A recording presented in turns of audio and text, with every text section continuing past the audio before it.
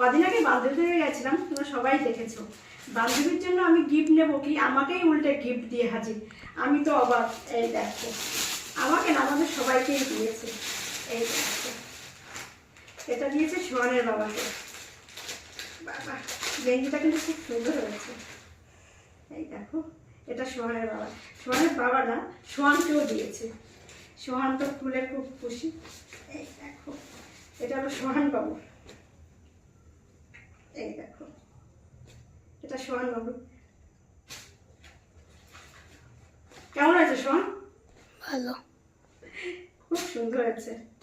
আর আমারটা দেখাই। এই দেখো, আমার বান্ধবী দিয়েছে আমাকে। কেমন হয়েছে তোমাকে? এই দেখো, খুব সুন্দর হয়েছে। একদিন পরে দেখাবো। আর বান্ধবী, তোকে বলছি, তোর কাছ থেকে এটা আশা করিনি। শুধু দেয়া থোয়া করলেই সব ভালোবাসা হয় না, ভালোবাসা হলো মনের থেকে, বুঝেছিস?